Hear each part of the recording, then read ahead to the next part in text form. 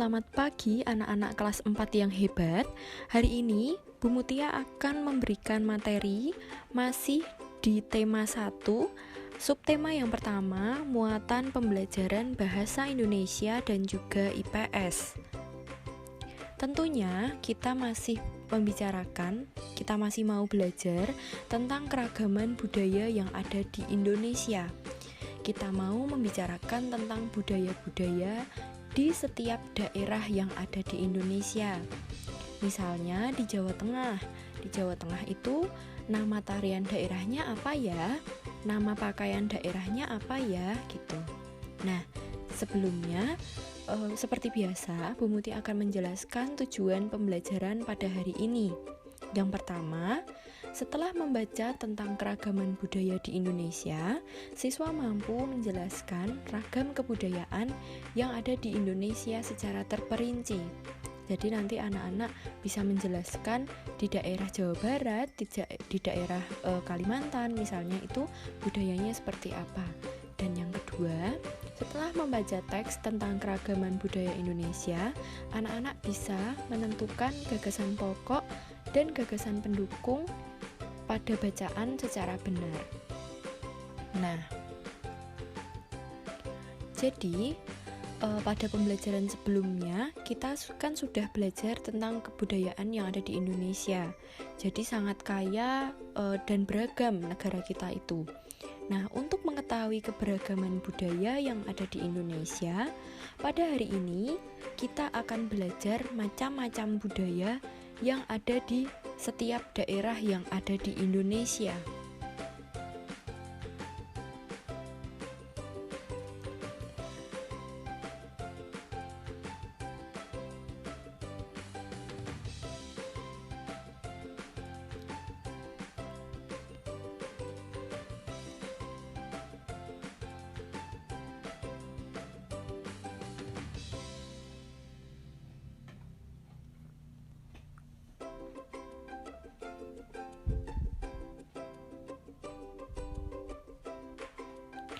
Anak-anak bisa membuka LKS Fokus halaman 28. Bacaan di sini itu sama ya dengan yang ada di LKS Fokus. Mama papa bisa mendampingi anak-anaknya untuk membaca yang ada di halaman 28. Sekarang Bu Muti akan membacakan untuk kalian. Judulnya Keberagaman Suku Bangsa dan Budaya Indonesia. Indonesia merupakan negara yang terbentang dari Sabang hingga Merauke. Indonesia memiliki ribuan pulau dengan 5 pulau besar, yaitu Pulau Jawa, Sumatera, Kalimantan, Sulawesi, dan Papua. Tiap pulau memiliki keberagaman yang berbeda-beda. Setiap suku bangsa, budaya, dan agamanya juga berbeda-beda ya anak-anak.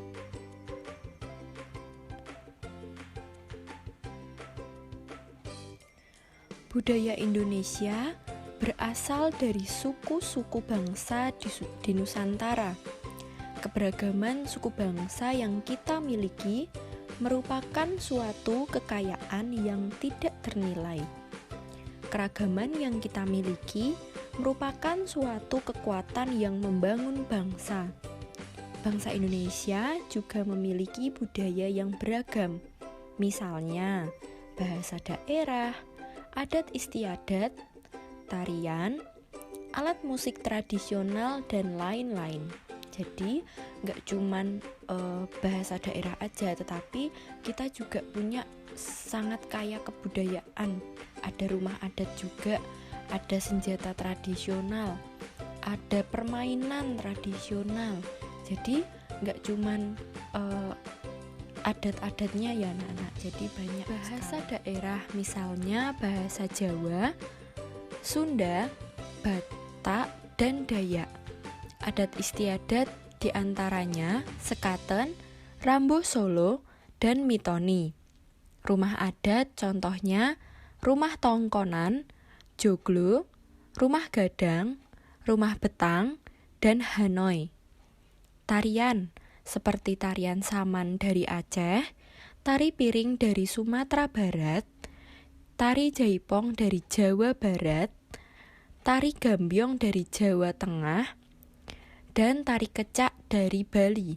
Alat musik tradisional contohnya gamelan dari Jawa sampai dari Kalimantan, sasando dari NTT, angklung dari Jawa Barat, kolintang dari Minahasa, dan gambang kromong dari DKI Jakarta.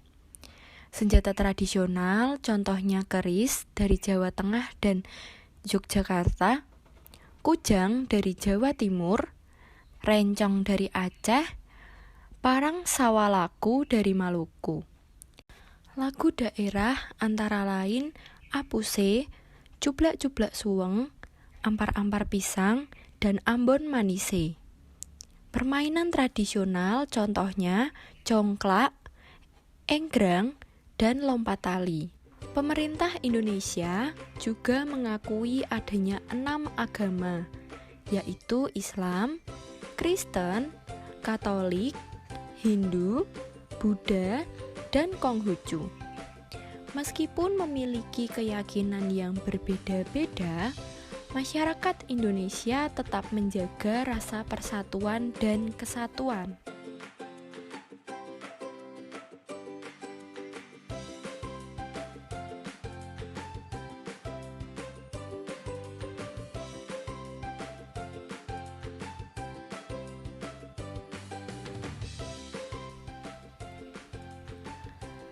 Dari teks tadi, maka kita sebagai warga negara Indonesia itu harus selalu bangga dan harus bisa menjaga keanekaragaman budaya di Indonesia. Jika tidak, nanti bisa saja budaya yang kita punya itu dicuri atau diakui oleh negara lain. Seperti pengalaman yang sudah-sudah, itu ada budaya Indonesia yang diakui oleh negara lain.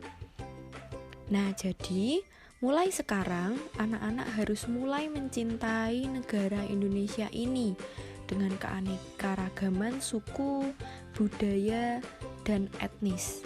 Dengan cara apa? Mencintai dan melestarikan budaya-budaya yang ada di lingkungan sekitarmu.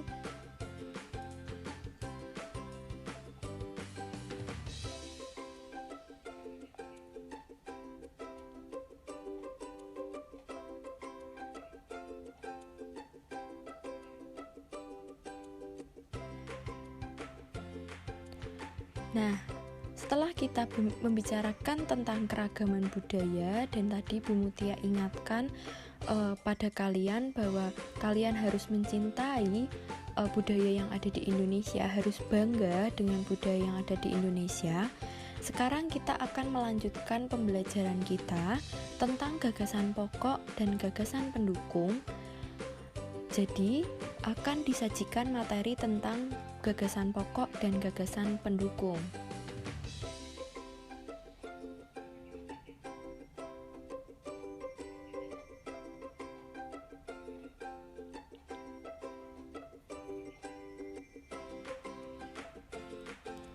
Cara menentukan gagasan pokok. Nah, jadi di latihan kemarin, Bu Mutia sudah cek ada beberapa anak-anak yang sudah paham tentang gagasan pokok.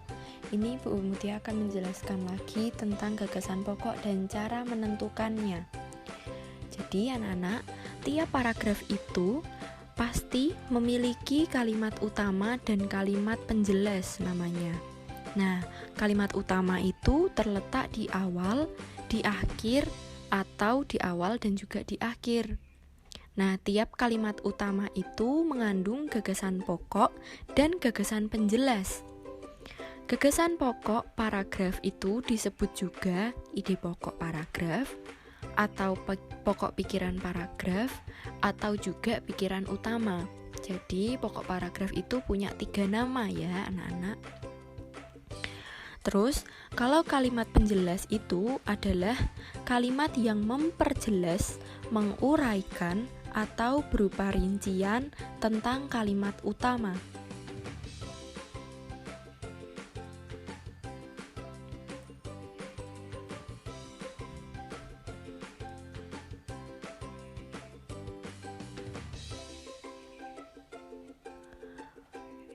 Nah, pertemuan yang lalu sudah dijelaskan bahwa gagasan pokok dapat dicari dengan mencari kata kunci atau kata-kata yang sering muncul pada bacaan atau pada setiap paragraf. Yang perlu diingat oleh anak-anak adalah gagasan pokok itu tidak selalu berbentuk kalimat utuh. Sebagai contohnya ada di buku LKS Fokus halaman 19. Dari teks yang ada di dalam kotak, gagasan pokok pada bacaan itu adalah kekayaan alam di Indonesia sangat melimpah. Jadi anak-anak bisa membaca dulu ya yang ada di kotak halaman 19. Lalu itu tuh contohnya, contoh dari bacaan itu gagasan pokoknya adalah kekayaan alam yang ada di Indonesia. Nah, itu kan bukan merupakan kalimat yang utuh. Kalau di kalimat yang pertama itu kan Indonesia memiliki kekayaan yang sangat melimpah. Itu kalimat utuhnya. Lalu diambil gagasan pokoknya adalah Indonesia, kekayaan alam di Indonesia sangat melimpah. Karena apa? Di kalimat setelahnya, setelah di kalimat pertama itu, kata-kata kekayaan di Indonesia itu diulang dan menjadi kata kunci. Itu cara menentukan gagasan pokoknya, anak-anak. Jadi, gagasan pokok itu tidak selalu berbentuk kalimat utuh, tetapi bisa dalam bentuk kalimat utuh. Bisa juga. Jadi, ada dua bentuk ya. Jangan lupa lagi, jangan salah lagi. Bisa berupa kalimat yang sering diulang atau kata-kata kuncinya itu, atau kalian juga bisa menuliskan kalimat secara kalimat utuh begitu.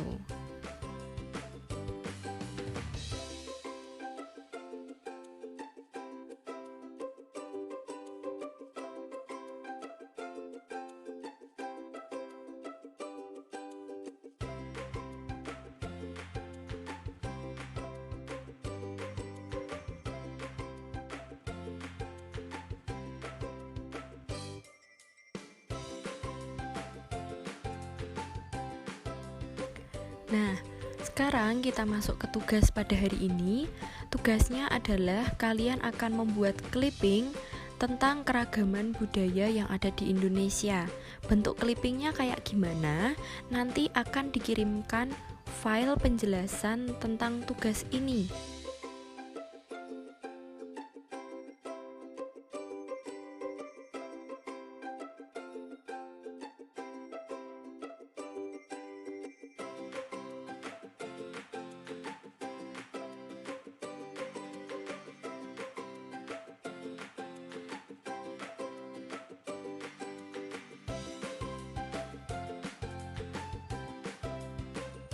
Nah, begitu anak-anak untuk pembelajaran pada hari ini.